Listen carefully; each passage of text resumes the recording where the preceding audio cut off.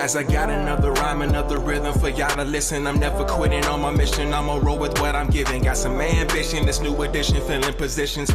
Looking at the void in myself and feeling what's missing. Better watch the way you going, better go in the right direction. In the moment you stressing, but you gon' be counting blessings. And I know that for certain. Keep on working, open curtains. Haters swerving, cause they ain't ready for your final version. Whoa. I'm never gonna give up. Fall down, I just gotta get up. You're listening to the Tom Ficklin Show on WNHHLP 103.5 FM, your home for community radio.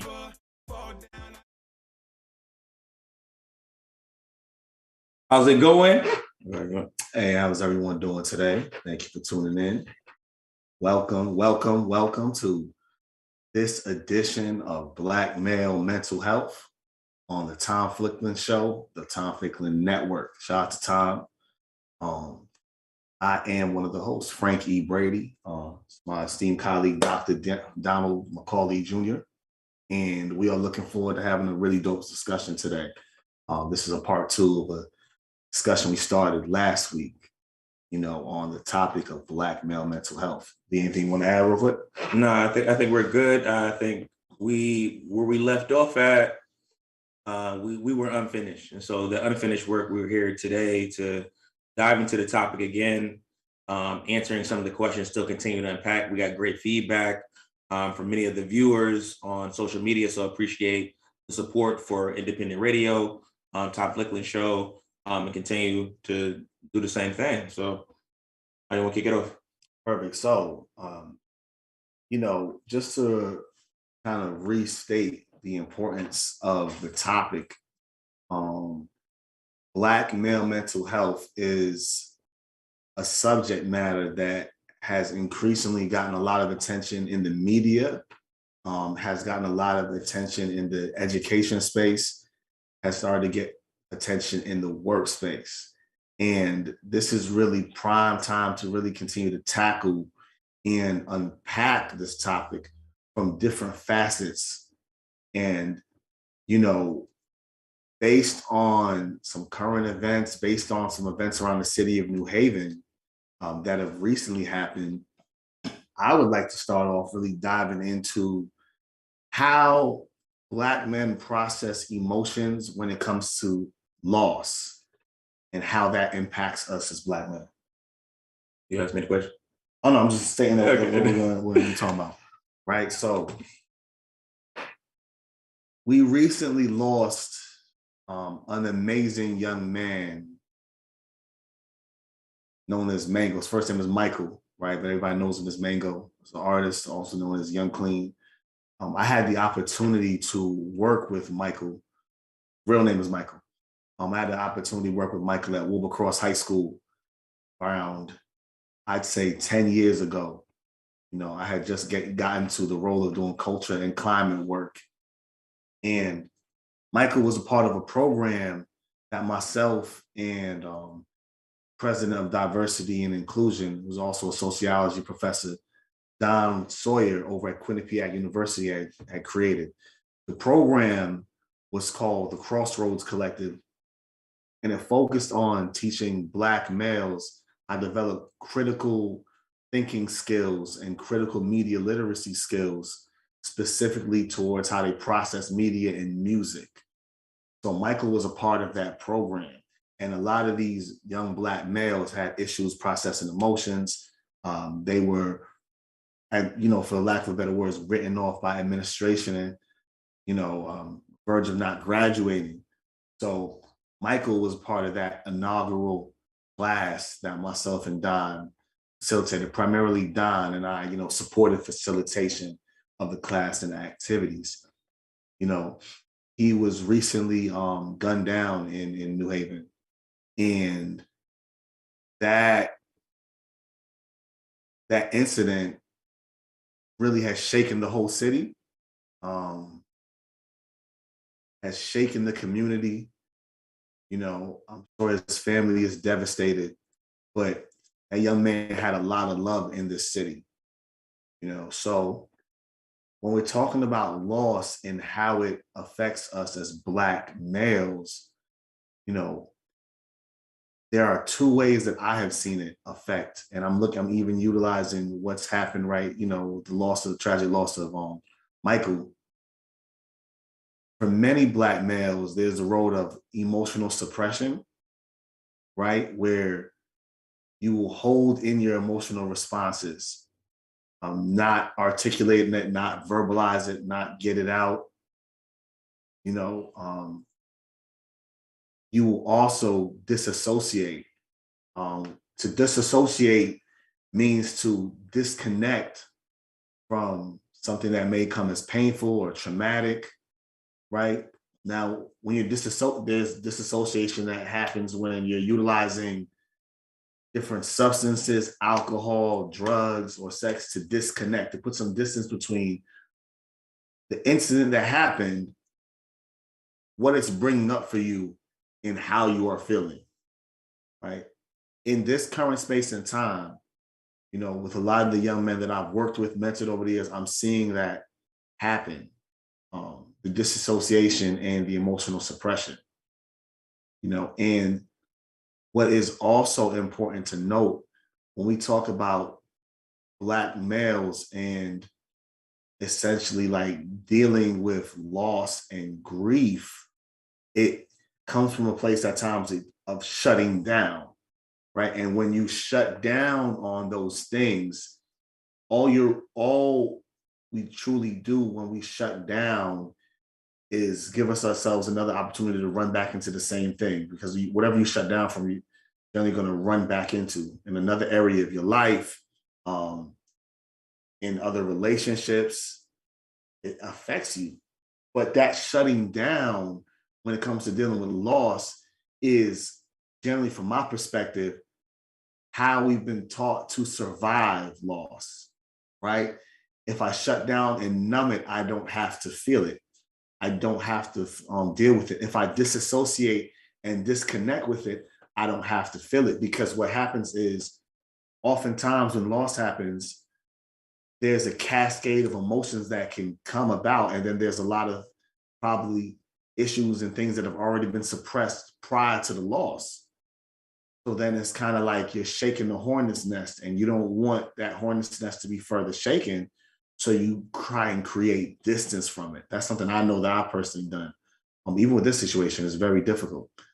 But creating that distance from the loss, the grieving, is a very consistent practice that we're taught to do, as Black men, as a way to survive that loss, right? And especially for many young Black males, loss becomes something that becomes numbing. And for some Black men, you lose so many folks, or you're used to so much tragedy that you numb now, and now it's hard to access those emotions in general. And then it's a deregulation of the emotional system, because we're supposed to process things, right? We're supposed to process life, process experiences, so that we can grow and develop, so that we can move forward. But when we're not able to do that, or we choose not to do that because we don't want to feel the initial pain of it, or the ripping off of the Band-Aid, then our systems get, out of regulation. When I say deregulated, it's out of regulation. It means our nervous systems become shifted and affected and impacted, right? And looking at the situation that we're dealing with right now, and again, rest in peace to Michael, so many of the young men are dealing with this, the disassociation, the disconnection, the emotional suppression, right? The avoidance, or leaning into different ways to cope, whether it is through alcohol or whether it is to other substances. And this is what I'm getting on the ground floor right now, because, the other piece that we think about when it comes to how we deal with loss is how we'll be perceived when we show that emotion, when we allow ourselves to be the vulnerable part of loss, right? The vulnerability that you tap into when you acknowledge someone that you love is no longer here. the memories of that person live on with you, but there's still the pain of that person, and especially if that person dies in a traumatic way, like Wango was murdered. Um, it leaves you in a state of shock, right? Super state of shock. What are your thoughts? So I obviously I'm very talkative. So it's important as I acknowledge the work that we're doing right now and here in the podcast and those that are viewing it, that Black male vulnerability is an important thing. And so we have seen local violence, institutional violence, mass killings across this country and in other spaces. And so we originally came to the platform not just to address the significance of Black male mental health and finding positive coping strategies, but also unpacking the complexities around those specific challenges. As my co-host here suggests, that it's the idea of loss. Respectfully to all those that are in the hip hop pedagogy and understanding the culture, the language, and the expression, that mainstream society has cast Black males in a unique and significant way that becomes somewhat detrimental. And so how we have language, how we understand pain, how we articulate pain, and what's available and what we have access to, and the things that are somewhat inaccessible based on our masculinity, based on societies and ideas. And I gotta be honest that we've seen it so much, and the work that we do sometimes not tiresome, but also you feel drained to try to figure out what's the best way I should present myself, to show up, to mentor. It's a difficult process, and unpacking ideas around Black criminality, ideas around Black misandry. What does it mean for Black men to feel loved and cared for? How do they articulate those specific things in their relationships and spaces? And I think I'll start the question. It's like loss. How do we understand and deal with loss? And whether it's something as brutal as what we were experiencing now, but loss in general. And I say that because one of the complexities of my experience, maybe some others, not generalizing, but the idea of loss and how do we process loss? Because in the conversation that we have offline, loss builds character, but it's destructive, and it puts us in many places where there's a challenge to think about what is a safe space to cope, what is a safe space to articulate one's feelings, what are supportive realities, how do folks come in.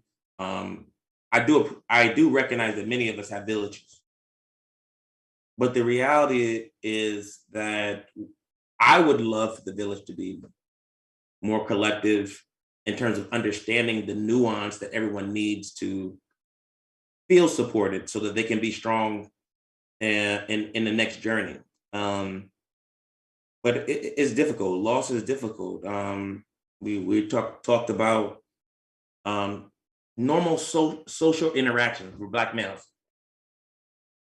When is it okay to take a loss? And I remember us talking about the difficulty of losing and not winning. How do we understand that? How we experience it? And I think I'm very open to saying what my losses have transpired and how they have transformed me into being or becoming the person that I want to be. But we know that you're in a system that you're not always going to win, Right.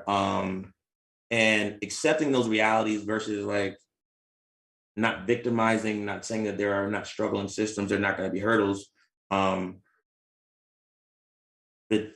do I have the skills necessary to be able to battle, to take a loss, to transform and not be subverted or converted into something that I don't want to be? I'm jaded, angry, misunderstood. And so that becomes the cascade of the emotions, those consequential things about personality and behavior. And then now this is an identity that folks kind of have pre-imposed on certain individuals. So I asked the question to you as you're expressing grief. How do you talk to people about loss and navigating the space? I think what's important when you're talking about loss, I do talk, but I do a lot of listening and I ask a lot of questions, because I feel like when you're talking to someone about loss, be it like a traumatic loss, be it a personal loss, be it a professional loss, just loss in general, there's a lot of listening that needs to happen. So you could create a context, kind of like a framework, and that you can use to respond to that person or the individuals or that group. You have to do a lot of, it's almost like collecting data. Like you have to understand where that person is coming from, what impacted that person, how has that person been impacted by the loss, what is that cascade effect of the loss for them, right? Like, it's kind of like a domino effect. What's been the domino effect? Okay, this impacted you. Now, what did that throw off? What did that interrupt?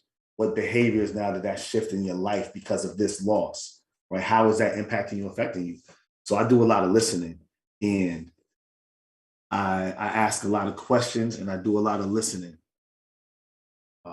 And I think that it's important to do that, because, when you're talking to someone about loss and what they're experiencing, you want to make sure, I'll say, let me not project, I do my best to make sure that when they, person is being heard, the group is being heard and understood first and foremost.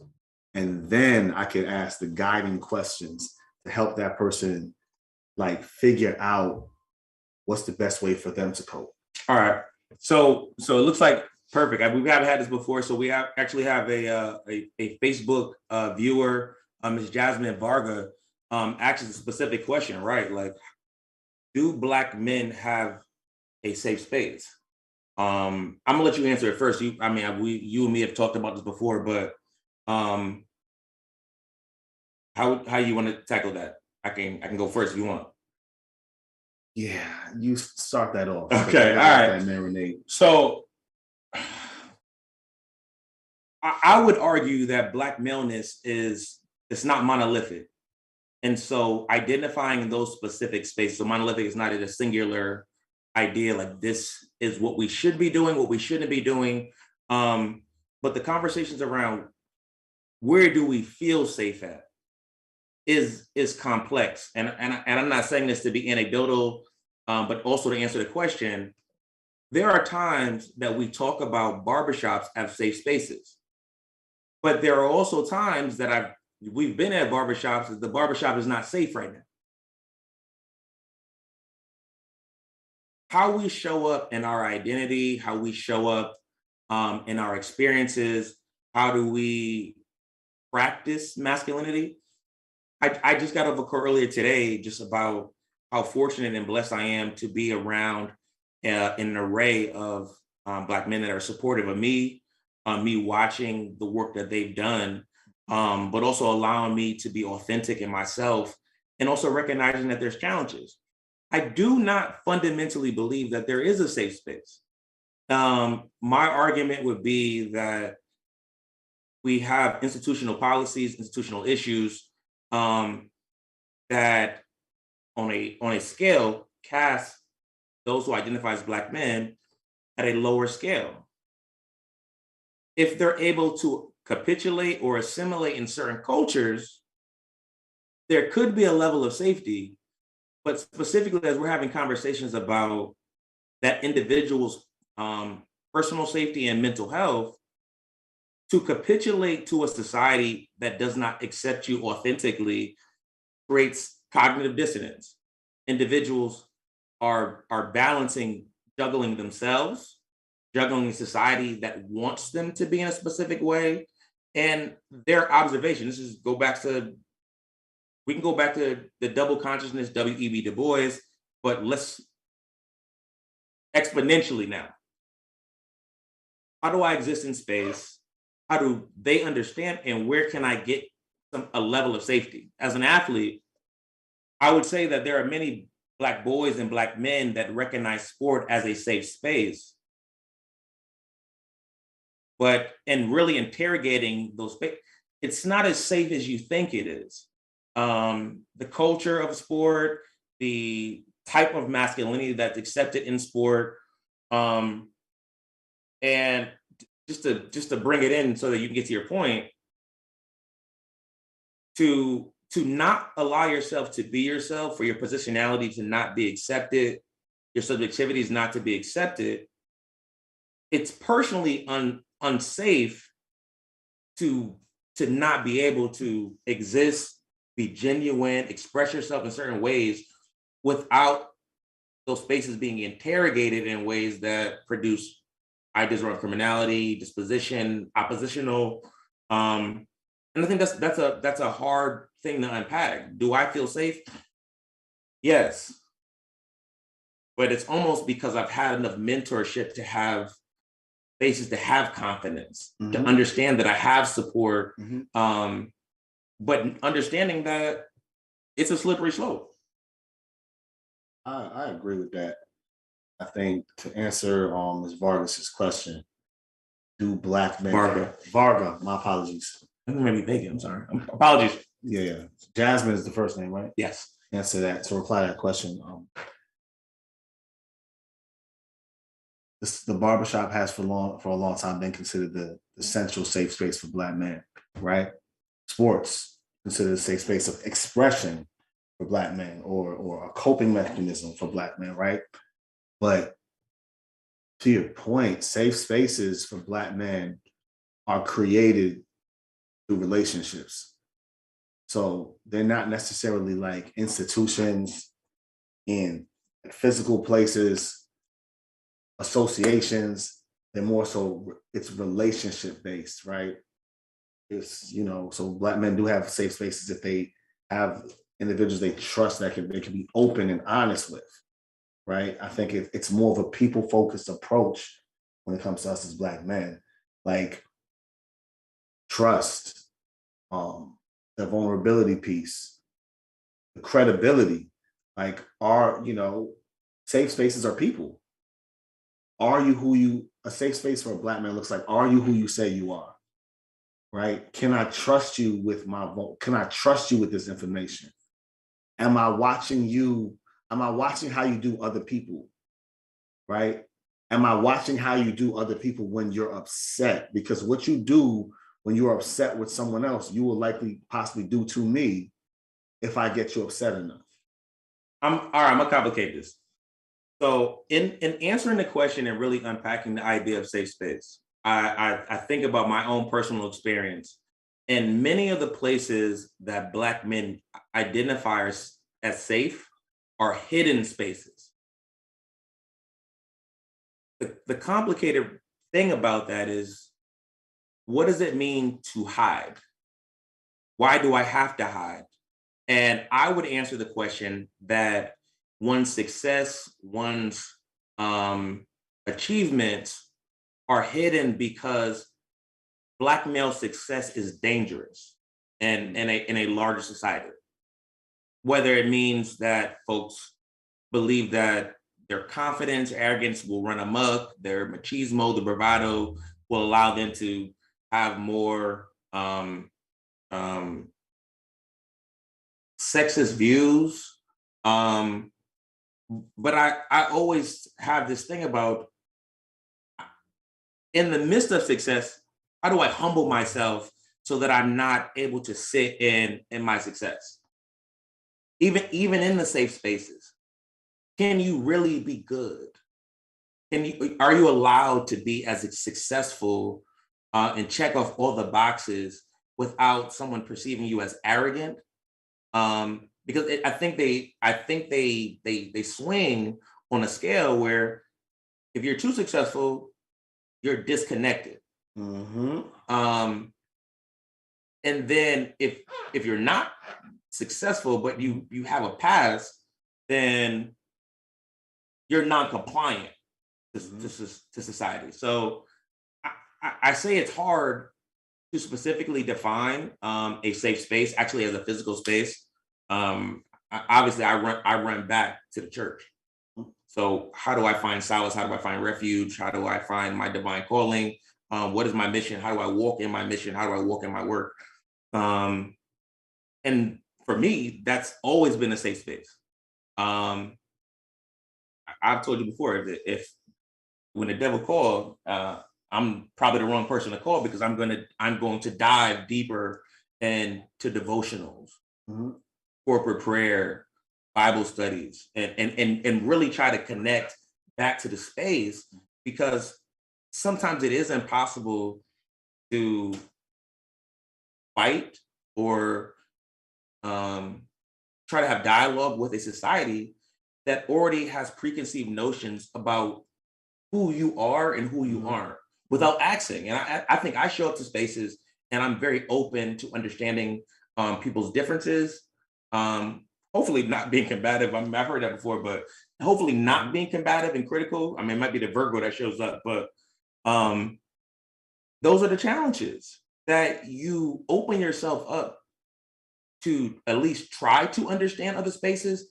And a part of it is survival, because you're trying to fit in and learn about the space, but no one is always trying to learn you.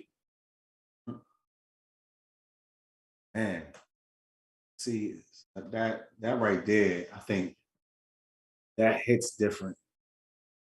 And the reason I think for me that hits different is because I see safety again in people, right? I see safety in people. Every system that we're in, this society is a people-based society. People propose the policies and the procedures.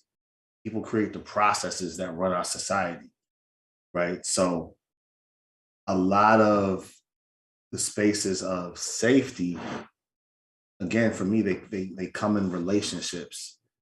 You know, you can have an experience with someone in an organization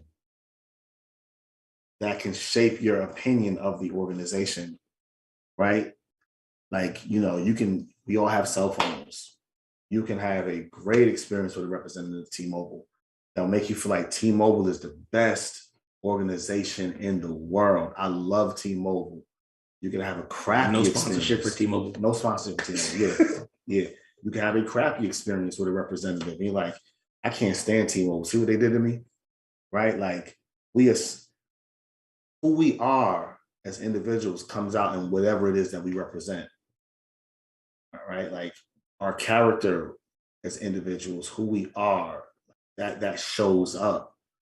So we have the capacity to create safety, especially for Black men, but it does come down to how we show up. Safe spaces. I'll ask the question. I have my own opinion about it.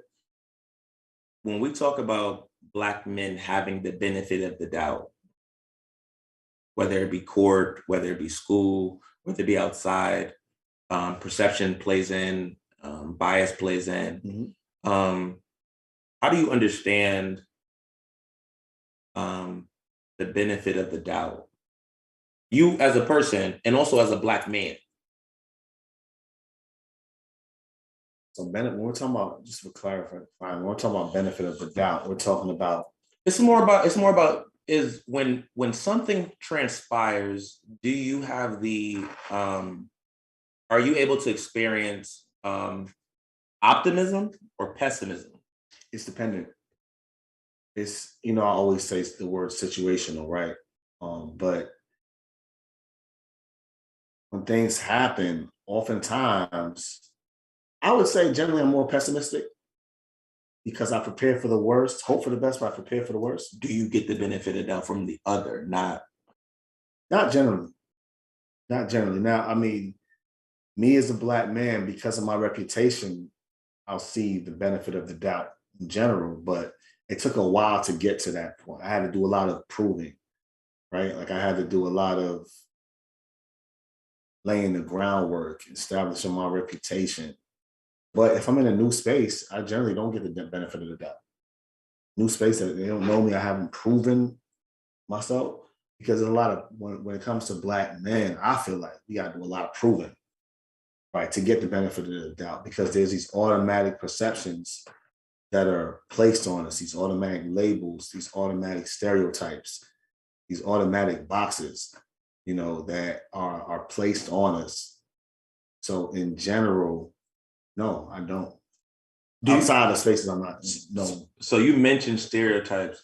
Do you feel that it's necessary to avoid the stereotype, especially if things are somewhat cultural or hardwiring? You can't avoid things that are hardwired into you. You can reprogram. That takes a lot of behavioral change modification, but like, can you avoid survival? Yes, you can avoid survival. Right? You could, but you have to change the behaviors that enable you to stay in the mindset of survival. Right? You have to shift the behaviors because the behaviors will feed into the mindset. The actions feed into the thoughts. Thoughts impact the emotions. That whole cognitive trifecta. So you can shift it, but it takes work. And if you don't have the awareness and the language, right, tools, understanding of how to shift the behavior, you can fall right into those very cycles that are stereotypical. Right? So, and to your point, I mentioned you said avoiding survival, and this could be triggering. What I potentially could say is that there are individuals that have given up on their own personal self-worth, meaning that they have given up on the idea of trying to survive the space, and that whether it's immediate or long term, they've checked out, and they now no longer participate in a large society in ways that are supportive. One, firstly, to themselves, but I think that that's a complex issue when you're in a space that sometimes wants you to do that, because survival is a fight or flight moment. Yeah. And to survive in a hostile space, and again, not overgeneralize, there are some places that are welcoming, but there are more hostile spaces based on appearance and perceptions when one needs to be authentic to the culture and fabric to what's them. And I say that point to capitulating, assimilating provides a safety to other groups that it becomes less hostile. That could be a survival coping strategy. Yeah. But when those say, I mean, that's the Bishop moment from Juice. It's like when I stop caring about myself, everybody is available. And I've seen many of our young men in those spaces where the laws, like for individuals to, and big facts, seeing a mother cry, how reverberating it is. And I think even from our listeners, if they've heard it or not heard it, it resonates. There's so much deep pain. And I think a portion of the mental health pieces that I always focus on is, can you see a man cry?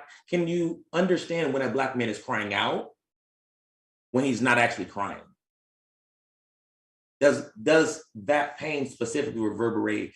And are there spaces that want to support it? Yes, you can go see the counselor, but in your network as a therapist is about helping you to get to a point so that you can be functional, versus what is your environment, what is your space, so that when you're crying out, someone's able to step in to provide comfort, to provide a hug, to provide encouragement, to change the person's specific mindset. I think becomes challenging because when you have, again, I'm not overusing the word black criminality or black male criminality or anti-black racism or anti-black maleness, that will they know you're hurting? And I think that's a very complicated thing where for successful men that are hurting in different ways, because they're doing well, they're unicorns and folks like they got everything together. Yep. You probably would never ask them, how are you doing today? How are you holding up?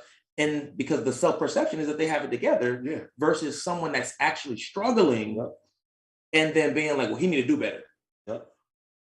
That's the benefit of the doubt moment of who's the person to do that? Who's the person to answer that call?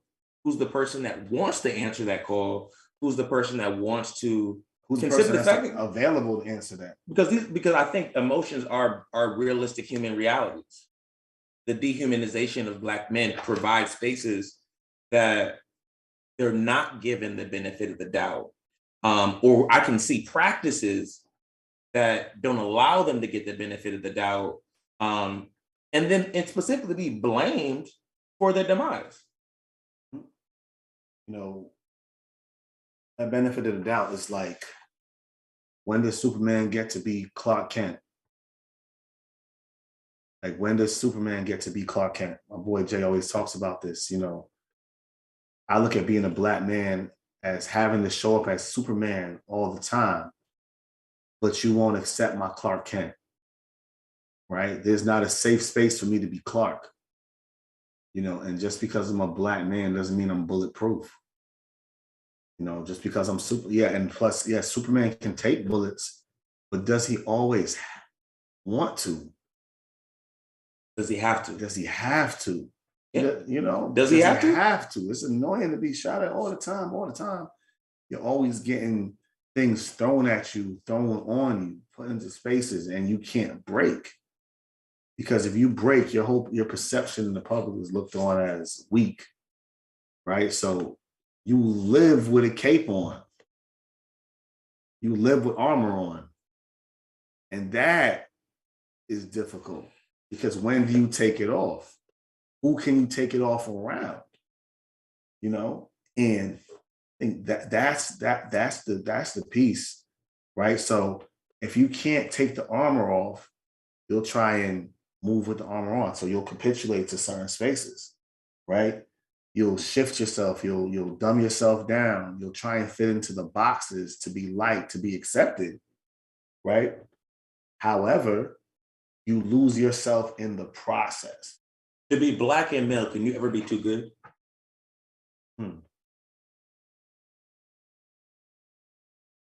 I think it's not a matter of being too good. I think it's being twice as good. You have to perform at a very high level. Let's just say where your counterparts, be they your white male counterparts, Caucasian counterparts, don't have to go at that level because access is more readily acceptable or accessible to them professionally, financially, you know, so I don't think it's being too good, but twice as good. So I asked the question, not twice as good, but too good, where it's like, hey man, you're moving too fast. Slow. I really want to try to hone, obviously we could probably get close in, but the emotional exhaustion of trying to be good, and good in terms of these are my talents, this is what I do naturally, versus trying to avoid being a stereotype, falling in specific trends that groups will say, oh, I could see that. Yep. But then your success is, I gotta do more for the opportunity. And I say the whole conversation about confidence and capacity. Why is that? I understand why it's there. It's not really a question that I have, but I think that's the complexity of waking up and knowing that how good can I be today? And me being good, does that put more of a target on my back to be successful? Who's going to be your army? I mean, I think about frontline, like the frontline work. It's like, if you're the enforcer, then who's going to protect you? And that's why it goes back to the question from our viewer about safe spaces, because who's going to be your army? Who's going to protect you if you have to be the frontline person to, and again, it's not physical. So metaphorically, what is it like to be stoic? What is it like to show up and to clean? Or so I have a child, I have a son, and I think about, we don't do gender roles and gender norms. So cooking, cleaning, these are abilities that you have, not just out of necessity, not that someone else is supposed to do it, but when do we start talking about this nuance in one's masculinity? Because individuals, some are constrained into certain ideas, into certain roles and professions, and constrained in their abilities because maybe they haven't been taught. Maybe society, social media doesn't present these ideas, but I think we've talked about it before, holistically. How do we see the Black man evolve holistically against a constant, you say the word shooting, not just in the streets, but to take constant shots, to clean, to own, to run your home, to manage to clean it, to everything, down to your empathy, to the hugs, to the kiss, to reading to the kids, and stepping outside the community and doing all those other things. That's not what I mean. I was like, but what is that? What do you want them to be? Because I just don't see other groups being held to those same standards in those specific ways. But I think that we become casualties of ideas of masculinity that we have not self-constructed for ourselves. Yeah, we are definitely casualties of masculinity that we haven't constructed for ourselves. We're given scripts on what masculinity looks like and how to show up masculine, right? And then we kind of adhere to and act based on those scripts that were prescribed, and that becomes problematic in a certain way, because if you don't follow the script, you're not playing along. What does it mean for a Black man to break character? To take a loss. To take a loss, to put himself in a position where he could be harmed. Unpack. If Black men are supposed to take a loss, right? Yep. Are they breaking character? I think that's the question. When you break character and you are not losing, because you're in some space, you are supposed to take a loss. Mm-hmm. Now, I argue that the Black mental health question is about oppressive systems and also not being able to take an individual loss. And I'm saying that, how do we deal with adversity in ways where a lot of this stuff is punitive? But here's the thing: when you break character as a Black man, you should. What does it mean for a Black man to break character? Not go along with the program, to push back on such things, to speak out, right?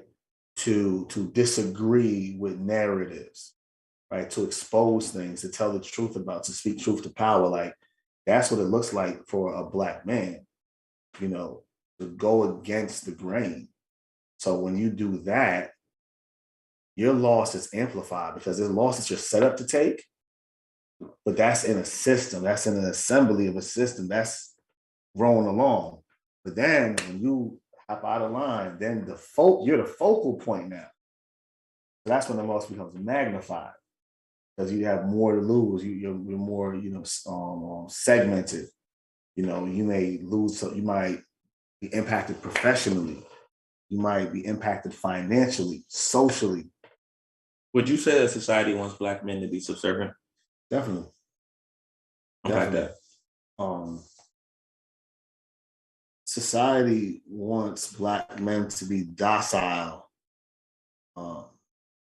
subservient, docile, unimposing figures, almost like I feel like to be neutered almost, right? Like wants us to fall in line and just follow a program that we're given.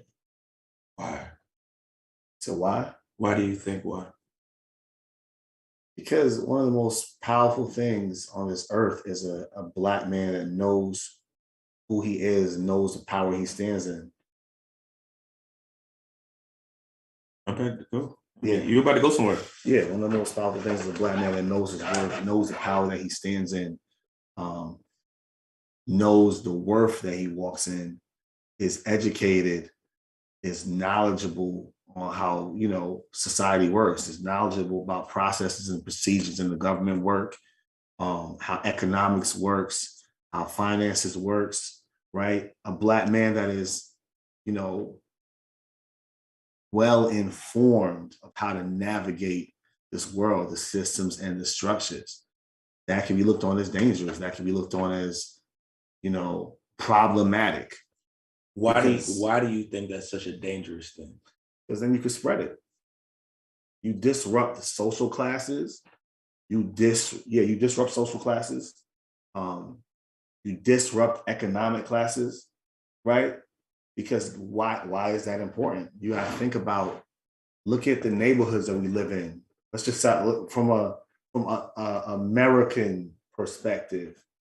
2 minutes left. Look at the neighborhoods we live in I'm talking about just from America, right? Because I'm not as versed in, you know, a global sense. I have it, but I want to speak about yeah. We'll look at what we see from an American sense, right? Like, look at the communities we live in. Look at how they're set up. Look at how our housing is set up in inner city communities, urban communities all across the country, right? We're placed in these, you know, projects, these experiments to see how we interact with these resources that put us into survival of the fittest mentality. So we fight with each other because we're exposed to low resources, different resources and communities that differ from us. So Lord forbid, you know, Black men are allowed to understand who they are, who we are, educated, strong, aware, to be able to spread that. You disrupt the system and the social classes. So I think obviously I asked the question knowing how you respond to it, but becomes the important portion, that specific programs geared towards the dismantling, the destruction, the dehumanization, the neutering of Black men are situated, to your point, to not disrupt specific social order. Mm-hmm. And if they became successful, it would be completely disruptive to social norms. One last comment from Ms. Jasmine Vega. Go ahead. Society wants the idea of a strong Black man, but when it's presented with one that knows how to lead, that has a defined, unwavering school of thought, they say, not on my backyard. #feminism. We got 2 minutes, so that could be its own conversation. 30 seconds to be honest. So I appreciate the time. I don't want to be abrupt. I know we have 30 minutes. I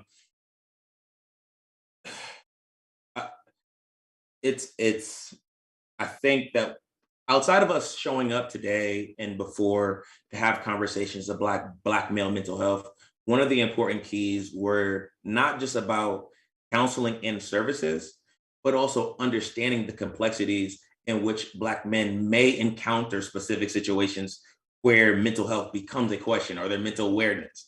I operate from the space of, when you become more critically aware, more critically conscious of the context in which you are in, you are able to navigate and strategically move through the space. But you have spaces that do not teach critical awareness, critical consciousness, critical conversations about race, gender, and ethnicity. And it's complicated. I don't want to, we have to be abrupt right now. Sorry that we're doing this in this way. Hopefully we have another time to continue the saga. I'll let Mr. Brady give his handles. On Instagram at Frank E. Brady, Facebook Frank E. Brady, website www.frankebrady.com. And if you're looking for me, just call Frank. And November 17th. Yeah. As I got another rhyme, another rhythm for y'all to listen. I'm never quitting on my mission. I'ma roll with what I'm giving. Got some ambition, this new edition, filling positions. Looking at the void in myself and feeling what's missing. Better watch the way you going, better go in the right direction. In the moment you stressing, but you gon' be counting blessings. And I know that for certain. Keep on working, open curtains, haters swerving, cause they ain't ready for your final version. Whoa. I'm never gonna give up, fall down, I just gotta get up, yeah. Cause this is my road, lights, camera, action.